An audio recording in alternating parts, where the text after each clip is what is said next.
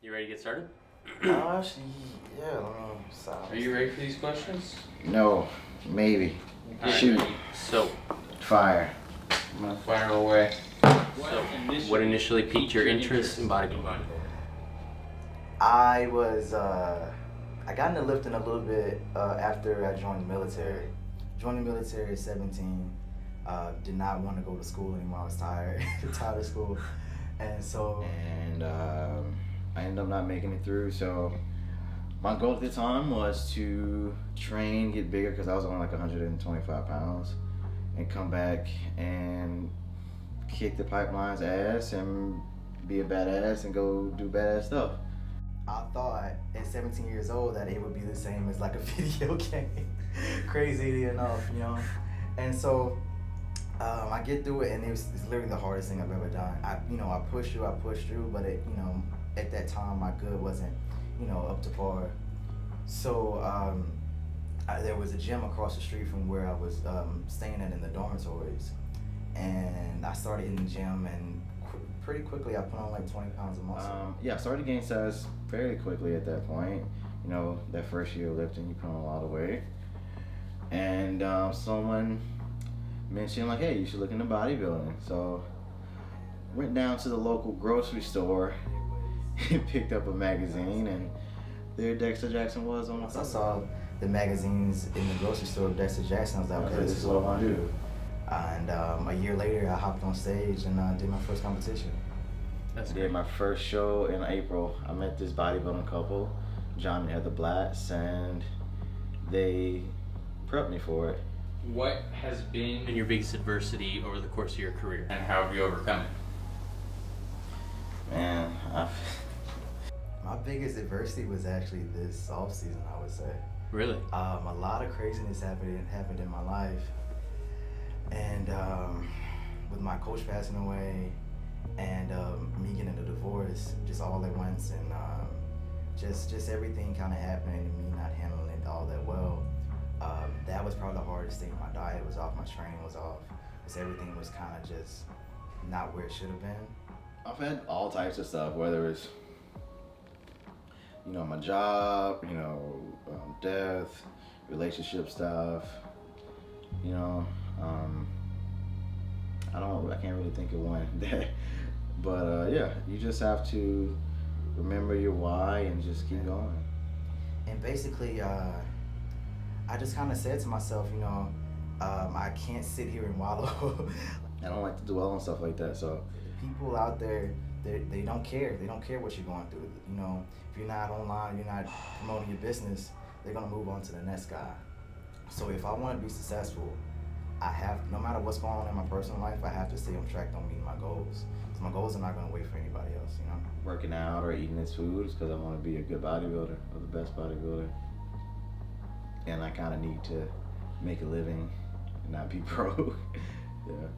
Who's your biggest inspiration in bodybuilding? Is it Dexter Jackson? No, actually, nah. Yo, Kai Green is definitely my favorite bodybuilder. No really? Matter what. Yes, definitely. Okay. I would say my last two coaches, John Meadows and Matt Porter. Both guys were, had a lovely family, successful business. They were great bodybuilders. Everyone knew they were smart. They were straightforward. Good reputation in the sport.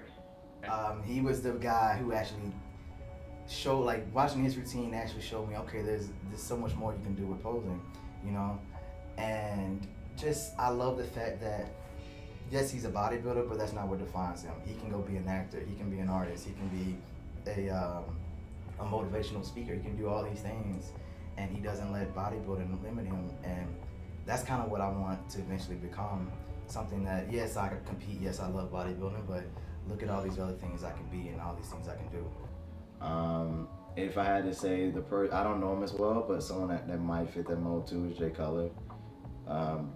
Still healthy, great business mind, still relevant in bodybuilding years after he's been retired. So if I had to say that, he might be the other person I look up to. I don't he's my biggest inspiration, but I don't ever want to be a copy of somebody. Yeah. I would want to be, you know, unique, and like I can't be Cognitive, I can't be Lita Brada, I can't be any of these guys. So I just take, you know, things that I like from them and kind of create my own thing from it, you know, my own masterpiece. So. Okay. What do you What's think is missing from bodybuilding to take it mainstream, make it like a really big sport like the rest of the sports, football and baseball? That's a complicated question. Yeah. Basically, I can tell you what I would love to see happen with bodybuilding and how they run things.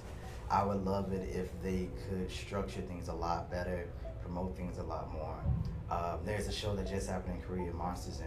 They promoted the athletes all the way through. Anytime a new athlete would sign up for their show, they would post it on Instagram. They had professional videographers there on like movie level video guys where they're on a crane swinging back and forth.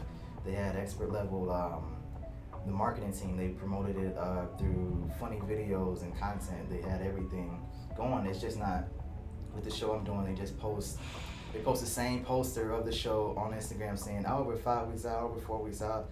I'm like, no one's gonna be interested in looking at that. How about you promote the athletes? Because if you're a pro show and you want people to come see it, then you at least know who's doing the show, you know?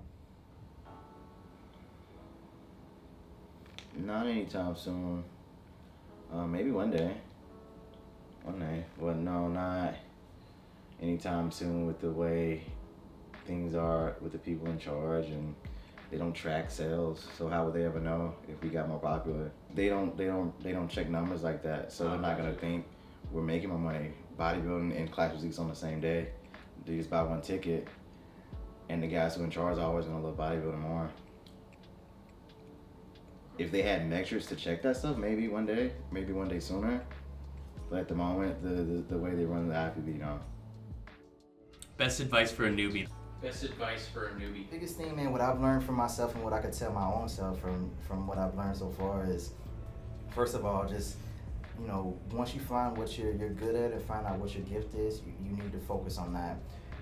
Even if sometimes it feels like you want to branch out and do a little bit more, you really want to build up on what you've been given and really perfect that first before you branch out to anything else. You have to put 100% into that gift.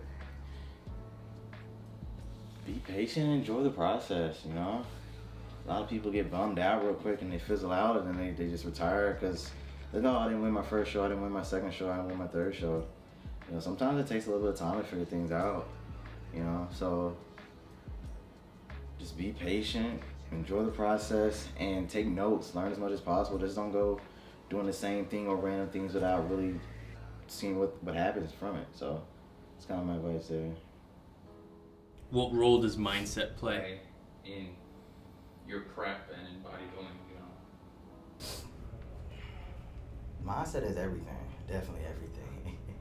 I've seen so many great bodybuilders, some guys that I think that are even better than myself, you know, fall by the wayside because they don't have the right mindset, definitely. I think mindset is key. There's probably like 100 bodybuilders genetically that could probably beat me, but they don't have the mindset to stick to the diet, to train when they don't feel like it, to keep themselves calm when they face adversity. Different things like that can definitely hold a potentially great bodybuilder back. What mistakes do you see most amateurs making right now, and how, if any? One thing is a lot of guys they get too focused with being on stage instead of improving. You do 1 or 2 shows, that's fine, but if you're doing 5 or 6 shows and it's your first year, you need to take a step back and really figure out why you're doing this. I think they do too many shows. Like there was this thing, when I first started bodybuilding, there was this team of bodybuilders in my town, and one got called them trophy hunters. They would do like 4 or 5 shows a year every year. And yeah, I mean, that's cool and all, but at a certain point, you're not gonna be improving. You know, it's fun to be in shape, it's fun to be lean, it's fun to have all the lights because your abs are peaking and showing, but if you really wanna be one of the best, you really wanna improve, you're gonna have to take that time off to do so. What's your favorite pose? What's your favorite pose? If you had to pick one, just one. It doesn't have I've been naming poses. A lot of we should have like a book with names of poses. So oh, you should write it. You should write it. I'm thinking. But I would say it doesn't like my signature. People call my signature pose. Definitely that one. I don't have a favorite pose, but I think my iconic pose is like the Francis Benfado like remix. Yeah. How do you want to be remembered? I want to be remembered. So I'll tell you what my goal is. My goal is to reach as many people as possible, and not just in the bodybuilding community, but throughout the world. And I want to touch people with my posing, and I want to be successful as possible. I remember a picture of Arnold posing in front of artists in like a museum, and I'm like, holy crap! I want to do stuff like that. I want to pose like for different events, like for music videos, for Broadway, for different events that's not related to bodybuilding. I want to show people that we're just not meatheads. We actually have some type of something else to offer people, you know. So, and I want to show people, it's an art form as well. It's not just lifting weights. It's something that we can express ourselves with. So it's definitely what I want to do. I was thinking this year, and I had to take the time off for my surgery, and I was getting to see all these guys compete and pose and stuff, and I was really, really happy with what I've already done, and I just want to expand upon it and solidify it. Where I think I was able to bring something different with some of the routines I've done, some of the music videos I've done, which were pretty cool. I definitely want to be remembered for doing something different, and I don't know, maybe giving people hope that all bodybuilders are dumb meatheads. I want to be remembered for that. Changing the public's mind in that sense. Very cool. Very cool. Yeah. Do you remember any of these questions? Yeah, people have asked me. I've been asked that before. Or I've asked some of those questions. This is too. Exactly every question I asked you on the first interview you and I ever did together. Oh, I did not. Yeah. I found that interview and I cut it as an interview. I want to see how my answers differ. And it's exactly what I'm gonna do. I'm gonna put that more depressing and compare it with right now. And that was in 2018, I think. Maybe. Yeah. Yeah. Oh, that makes sense. Oh, yeah. Man, let's redo this. What? Yeah, I need more like philosophical answers. Okay, all right, we'll redo it. No, I was just joking, dude. Oh.